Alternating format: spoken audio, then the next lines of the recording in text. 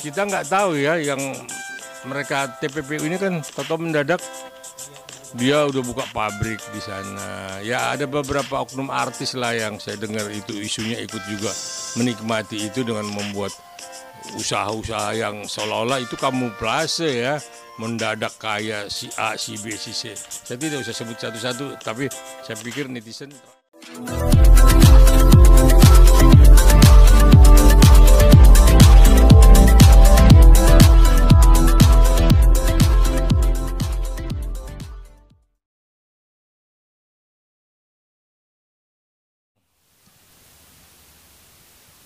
Ini luar biasa ya, baru terungkap sekarang ya, 271 triliun ya. Hampir beberapa tahun ini setelah kasus Bank Century ya yang hanya 6, sekian triliun, lalu kasus Kementerian Keuangan 349 triliun yang nggak jelas, ya nggak terungkap ya. Nah muncul lagi yang indikasinya merugikan negara 271 triliun dari PT Timah. Nah di sini kan berarti kita lihat pengawasan ya, artinya pemerintah ini tidak tegas ya. Dan PT Timah ini seperti apa setiap tahunnya kan pasti diaudit. Nah ini kok ternyata bisa kecolongan sampai sekian lama begitu. Nah saya pikir juga memang lemahnya pengawasan di pemerintahan kita ya seperti itu. Jadi ini kan baru Timah, nanti yang lain lagi kita pun nggak tahu kan. Ada korupsi berapa ratus triliun lagi yang akan muncul. Tetapi yang jelas sekarang ini harus tuntas gitu. Artinya Kejaksaan Agung mesti berani membuka siapa-siapa yang memang terlibat. Kalau HRP Muiz kan itu kan cuma pelaku ya. Tapi di PT Tambang Timah pemegang IUP. Nah ini yang mesti dibongkar. Siapa yang menerima bancaan ini? Ini udah jamaah ya. Apalagi di situ pencucian uangnya pun sangat jelas sekali ya, si Helena Lim ya. Helena Lim. Juga mungkin ada TPPU lain ya, Sandra Dewi, terus siapa lagi pejabat-pejabat yang tidak disebut namanya, tapi sudah diindikasikan pejabatnya, anak pejabatnya. Nah ini yang memang pemerintah harus berani dan tegas bertindak, ya. Jadi jangan negara habis digerogoti oleh para koruptor-koruptor yang seperti ini.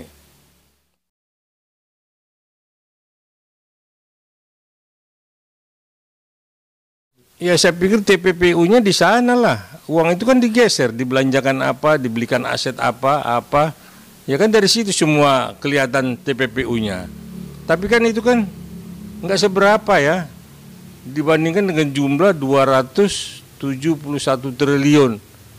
Itu kan nggak main-main gitu. Jadi saya pikir tidak berhenti hanya di tindak pidana korupsi, mesti memang ya rencana undang-undang perampasan aset para koruptor itu harus memang segera, nggak ada main-main. Negara ini kalau memang mau maju dan tidak bangkrut, tidak digerogoti oleh para koruptor, ya disahkan aja ya, dibawa ke balik DPR RI supaya memang undang-undang perampasan aset negara itu benar-benar bisa ya mengejar semua aset-aset negara yang dicuri oleh para koruptor.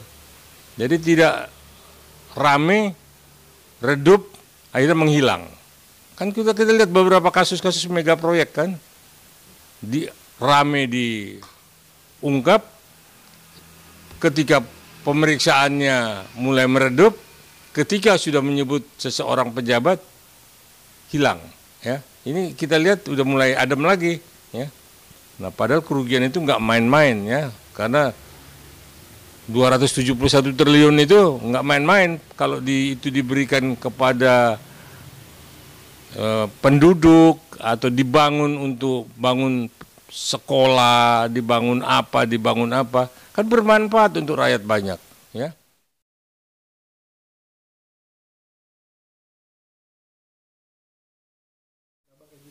Ya, kita nggak tahu ya, yang mereka TPPU ini kan toto mendadak dia udah buka pabrik di sana. Ya ada beberapa oknum artis lah yang saya dengar itu isunya ikut juga menikmati itu dengan membuat usaha-usaha yang seolah-olah itu kamuflase ya, mendadak kaya si A, si B, si C. Saya tidak usah sebut satu-satu, tapi saya pikir netizen rakyat sudah tahu lah ya, dari mana dia sebagai artis dibayar berapa honornya, dibayar berapa kontraknya. Tidak seperti itu, tahu mendadak mempunyai ini, punya anu segala macam, yang hidupnya wah, ya cukup wah. Dan bahkan ada helikopter saya dengar itu kan, dari mana? Kalau tidak ikut bancaan dari tindak pidana pencucian uang. Ini TPPU ini di kita seru memang, cuman tidak jalan. Karena memang itu tadi kelemahan daripada sistem hukum di kita adalah kelanjutan ketika membongkar jago tetapi menjalankannya banyak terlibat para oknum sehingga hukumannya tidak membuat jerah dan hartanya pun sempat digeser ke sana kemari sehingga tidak kembali. Nah inilah kita rakyat, saya sebagai rakyat, sebagai praktisi hukum ingin supaya memang Senayan dengan pemerintah bekerja sama bagaimana menggolkan undang-undang perampasan aset negara. Itu yang paling pokok. KUH pidana udah biasa lah itu ya. Tindak pidana korupsi sudah biasa lah. Tapi itu semua tidak jalan. Nah kita mau lihat apakah dengan undang-undang perampasan aset negara dan menghukum seberat-beratnya para koruptor, itu baru Indonesia berangsur-angsur bersih dari tangan-tangan penjahat, tangan-tangan bandit-bandit negara. Jadi itulah yang saya ingin pemerintah tegas, mudah-mudahan Pak Prabowo ke depan hukum tetap menjadikan panglima dan menjadikan landasan dari negara ini. Sehingga orang semua takut berbuat jahat, takut mencuri harta negara. Semua dari rakyat untuk rakyat. Itu yang paling pokok. Sekali lagi, selamat Hari Raya Idul Fitri. Semoga ke depan setelah kita saling memaafkan, tetapi hukum tetap kita tegakkan. Jangan lupa ya di subscribe dan nyalakan lonceng notifikasinya.